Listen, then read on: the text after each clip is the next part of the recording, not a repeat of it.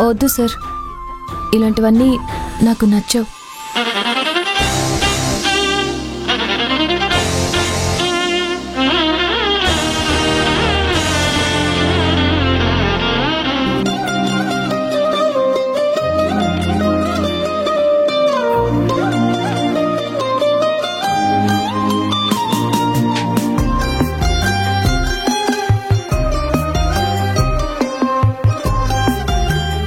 అది కాదు నిలవేణి.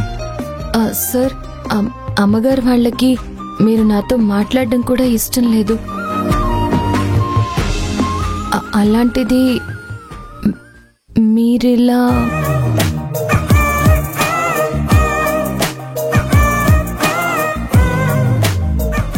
నేనెలా? ఏంటి నిలవేణి? వద్దు సార్, మీరీ పూలు నా తల్లో పెట్టడం ఎవరైనా చూసారంటే లేనిపోని గొడవలవుతాయి.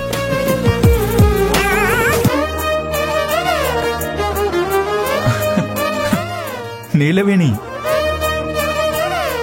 ఈ పూలమాల నీకోసం కాదు, అమ్మవారికి వేయాలి.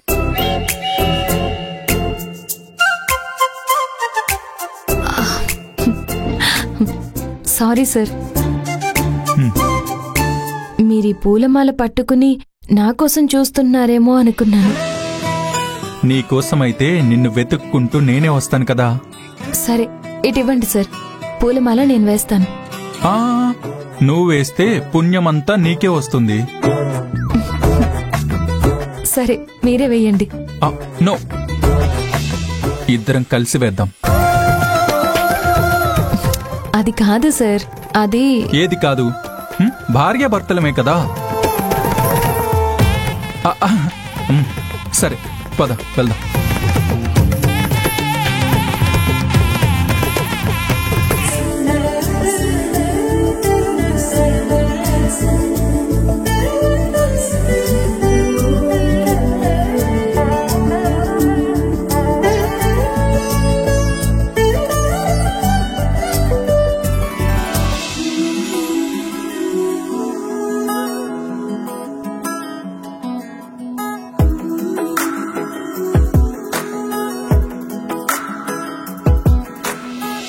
చిన్ని చినుకులు తడిపెను మనసే,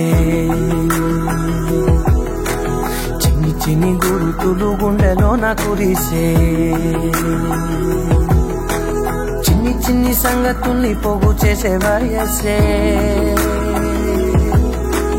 చిన్ని చిన్ని పరుగుల తీరమేదో తెలిసే, నా గుండెలో నీకోగది ఆకాశమే దాచేనది, నా కళ్ళలో నీ ఊహల ప్రవాహమైపోతున్నది, నాదో క్షణం నీదో క్షణం ఏ వైపు సాగేది, చిన్ని చిన్ని చినుకులు తడిపెను మనసే, చిన్ని చిన్ని గురుతులు గుండెలోన కురిసే.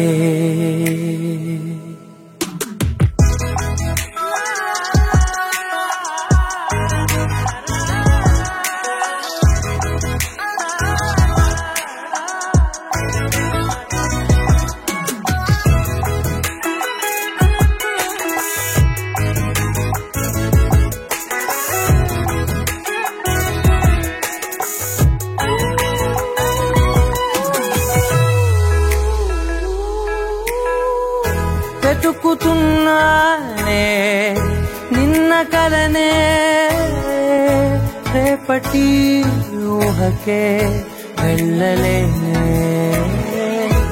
ఈ చిన్ని జ్ఞాపకాల వర్షాలలో నా గమ్యమేమిటంటే వైపు చూపాలిలే, చిన్ని చిన్ని చినుకులు తడిపెను మనసే,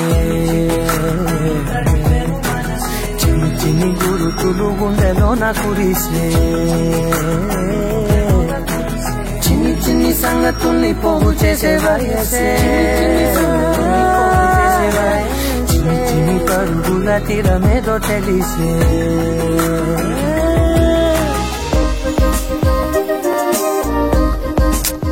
విషయం తెలుసుకోకుండా పూలు నాకోసమే తీసుకొచ్చారా అనుకున్నాను. తారక్ సార్ ఏమనుకున్నారో ఏంటో.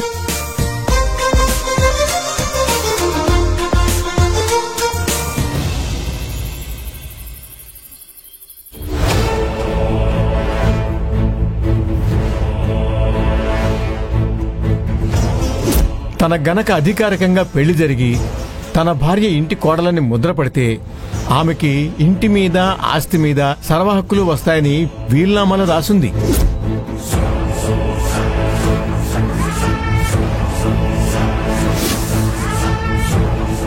ఏంటి కాదంబరి, తెగ టెన్షన్ పడుతున్నావు?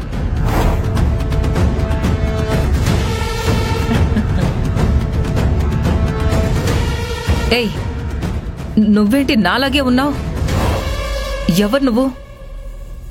నేను నీ అంతరాత్మని.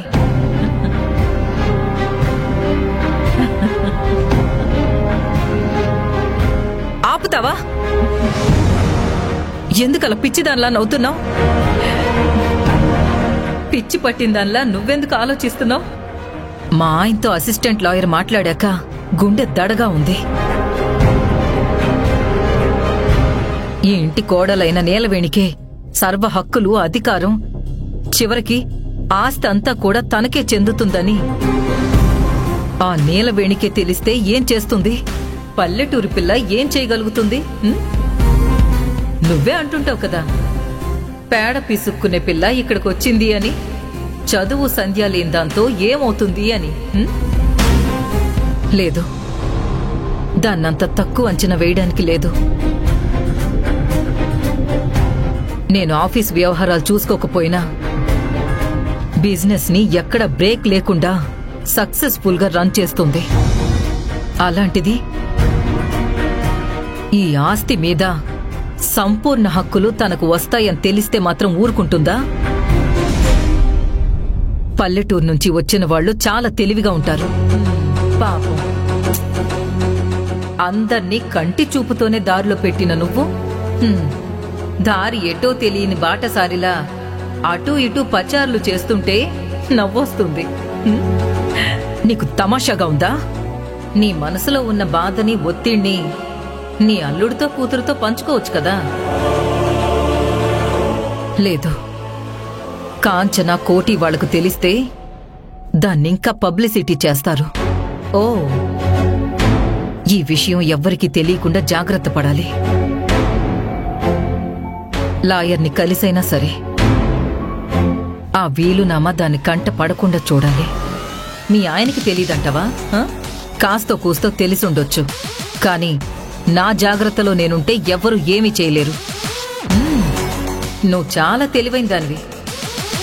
కొడుకు కోడలికి పట్టాభిషేకం చేయకుండా, కోడల్ని గట్టిగా మాట్లాడనివ్వకుండా అంతా నీ చేతుల్లోకి తీసుకుంటున్నావు. తీసుకోవాల్సిందే.